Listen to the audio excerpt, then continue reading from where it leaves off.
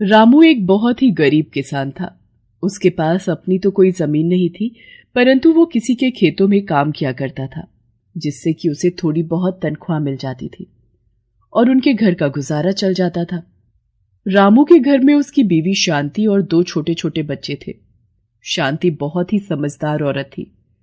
कम तनख्वाह होते हुए भी वो घर को बहुत अच्छे से चलाती थी और थोड़े बहुत पैसे बचाकर बच्चों को स्कूल भी भेजती थी। वो जानती थी कि पढ़ना कितना जरूरी है। यदि उसके बच्चे अनपढ़ रह गए तो वो भी जीवन भर किसी की गुलामी करते रहेंगे। बस उन लोगों की जिंदगी इसी तरह बीत रही थी। जो थोड़े बहुत पैसे मिलते थे वे लोग उसी में ही खुश थे।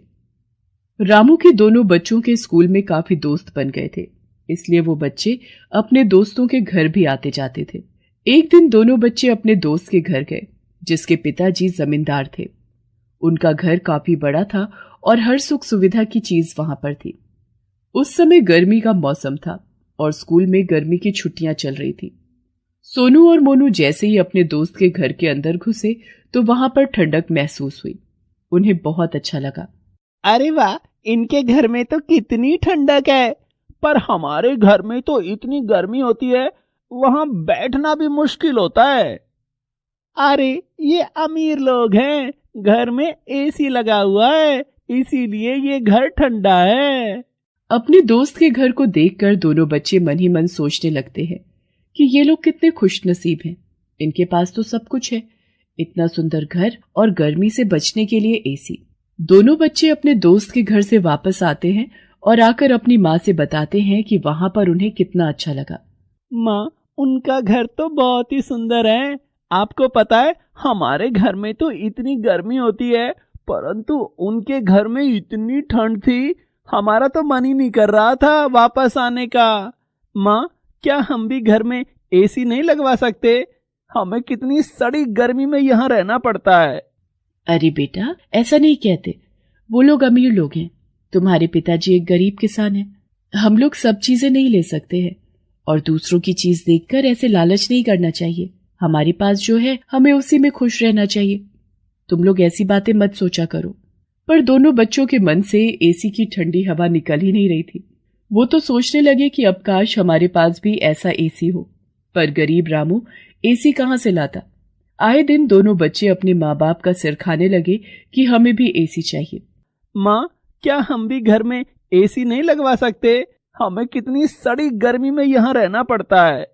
रामू अपनी बीवी से कहता है, देखो शांति, हम लोग तो बड़े हैं, हम समझते हैं कि हम ये सब चीजें नहीं ले सकते, परंतु ये तो छोटे छोटे बच्चे हैं। दूसरों के पास अच्छी चीजें देखकर इनके मन में लालच आना तो स्वाभाविक है। मैं चाहता तो हूं कि इनकी सब इच्छा पूरी हो, परंतु ये मेरे बस की बात नहीं है। मैं मजबूर हूं। अरे आप बिल्कुल चिंता न करें, ये तो बच्चे हैं, 2-4 दिन में जिद करके भूल जाएंगे। आप क्यों इतना सोच रहे हैं?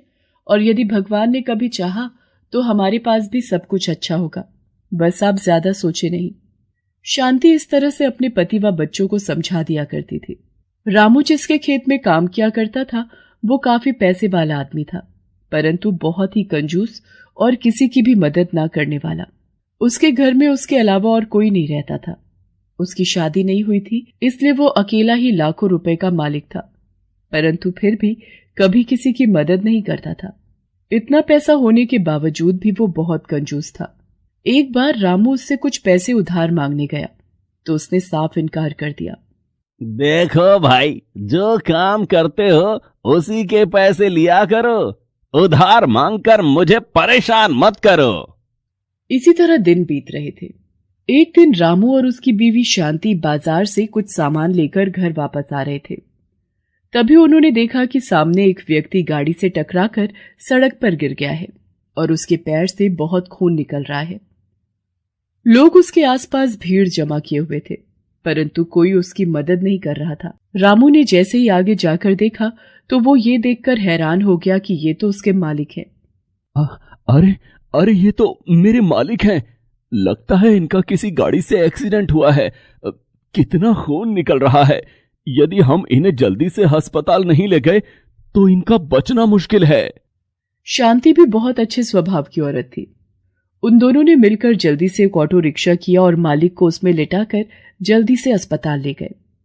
अस्पताल में डॉक्टर ने उनका चेकअप किया और रामू से कहा, इनका काफी खून बह गया है, इन्हें जल्दी ही खून चढ़ाना होगा।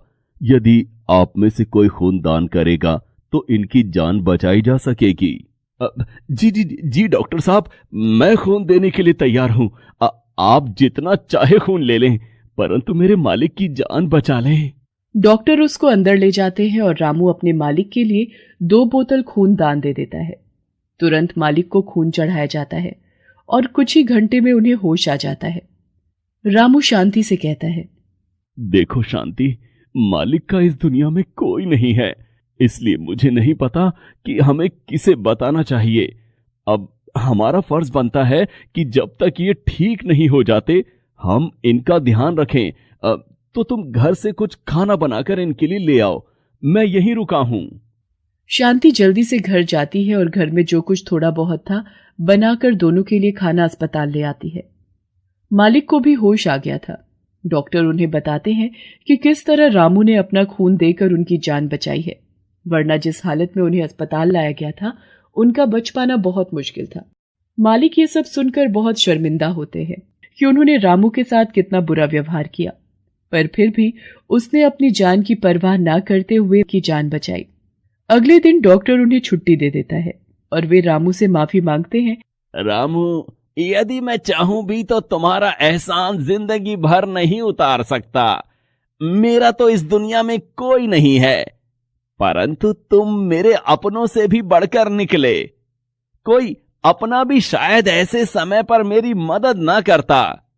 मेरे पास इतनी बड़ी हवेली है, इतना पैसा है। मैं चाहता हूं कि तुम लोग मेरे साथ मेरे घर पर रहो। तुम्हारे वहां रहने से मुझे भी लगेगा कि मेरे अपने लोग हैं मेरे पास। और तुम कितने ईमानदार भी तो हो। आज से मेरा कारोबार और गोदाम सब तुम देखना। इससे तुम्हें भी अच्छी खासी कमाई होगी और तुम्हारे बच्चों का भविष्य भी बन जाएगा। मालिक उन्हें कहता है कि वो आज से ही अपने परिवार और बच्चों को लेकर उनके साथ हवेली पर चले। शांति और रामू मालिक की ये बात सुनकर उनका शुक्रिया अदा करते हैं और अपने भगवान का भी शुक्रिया अदा करते हैं कि आखिर भगवान ने उनके सब कष्ट दूर कर ही दिए। बच्चे जैसे ही हवेली में घुसते हैं, वहां की ठंडी हवा महसूस करके और वहां लगे एसी को देखकर उनकी खुशी का कोई ठिकाना नहीं रहता। वो दोनों बच्चे खुशी के मारे नाचने लगते हैं। अरे वाह माँ, पिताजी, देखा हमारे पास भी एसी आ गया। अब हम भी बहुत शान और मजे से रहेंगे। बच्चों की खुशी देखकर रामू और शांति बहुत खुश होते हैं। वे अपने लिए तो ना सही, पर बच्चों के लिए सब चाहते थे। बच्चों ने जब से एसी की जिद लगाई थी, तभी से रामू और शांति चाहते थे कि भगवान उनके बच्चों को भी अच्छी जिंदगी और सुख सुविधा की सब चीजें दें। भगवान ने आखिर उनकी सुन ली थी। अब वो लोग हवेली में बहुत शान से रहते थे और अब एक गरीब किसान के पास भी एसी था। इसके बाद से वो लोग बस खुशी खुशी रहने लगे। अब उनकी जिंदगी में किसी चीज की कोई कमी नहीं थी। नामदेव एक गरीब मछुआरा था। अब उसकी उम्र हो चुकी थी। बच्चे भी अपने अपने परिवार के साथ अलग रहने लगे थे। नामदेव का शरीर कमजोर हो चला था, इसलिए वो अब मछलियां पकड़ने बीच समुद्र में नहीं जा पाता था। वो समुद्र के किनारे पर ही मछलियां पकड़ने के लिए चला जाता था। एक रोज, मंगला, मैं जरा समुद्र किनारे होकर आता हूँ। शायद कुछ मछलियां मिल जाए तो बेचकर पैसे आ जाएंगे। तुम भी कहाँ तक मेहनत करोगे जी? अब तुम्हारी भी तो उम्र हो चली है। आज बच्चों का सहारा होता तो हम भी आराम की 2 वक्त की रोटी खा रहे होते। मंगला, बेटों का नाम मेरे सामने ना ही ले तो अच्छा है। उन दोनों ने आज तक हमारी कोई खबर नहीं ली है। पिछले 2 साल से एक बार भी मिलने नहीं आए दोनों। चल मैं आता हूँ थोड़ी देर में। नामदेव का नसीब खराब था और जब एक गरीब का नसीब खराब हो तो सब कुछ गलत ही होता है। नामदेव अभी समुद्र के किनारे पहुंचा ही था कि अचानक अरे नामदेव, क्या हुआ?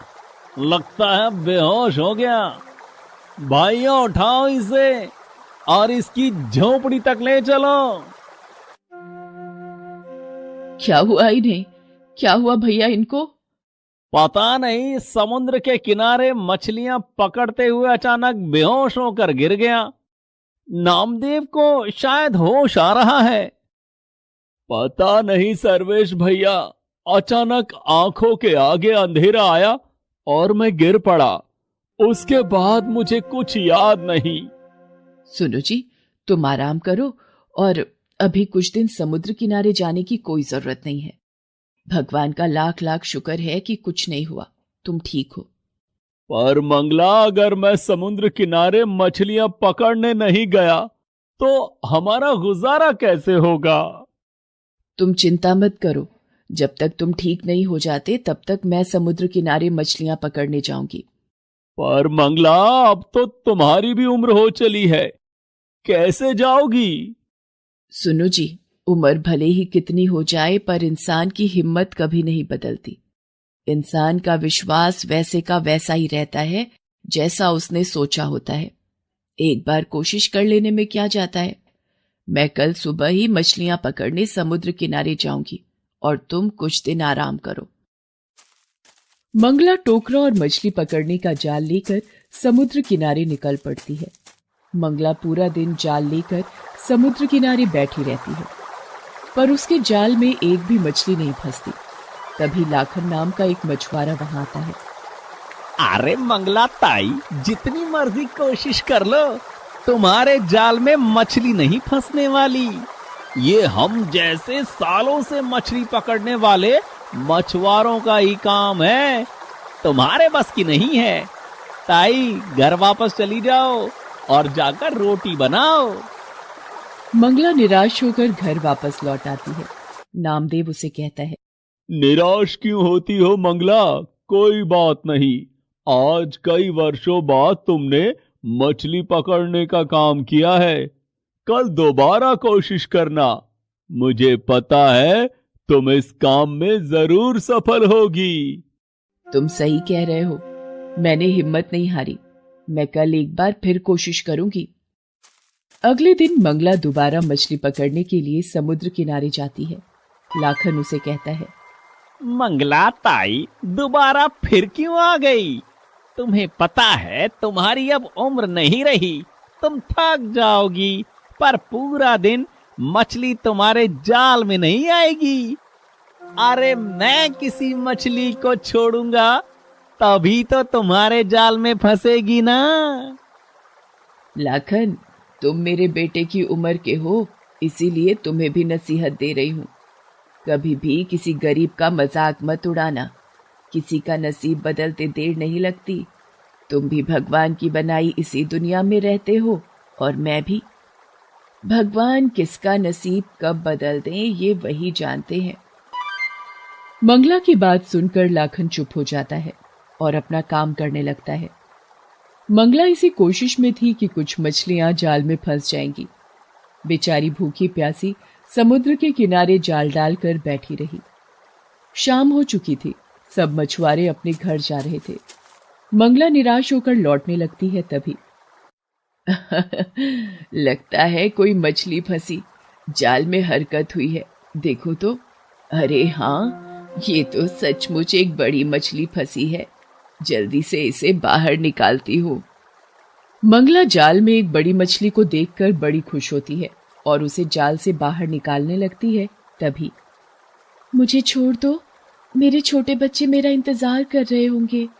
अगर मैं उनके पास समय पर नहीं गई तो वो भूखे मर जाएंगे। मैं उनके लिए खाना लेने निकली थी, मुझे लगा रात हो चुकी है। सभी मछुआरे अपने घर जा चुके होंगे, इसलिए मैं समुद्र के किनारे पर भोजन तलाशने आ गई थी। मुझे नहीं पता था कि तुम यहाँ पर अभी भी रुकी हुई हो। तुम्हारी बहुत कृपा होगी, तुम मुझे अगर छोड़ दोगी तो। अगर मैंने तुम्हें छोड़ दिया तो हमें आज फिर भूखा सोना पड़ेगा।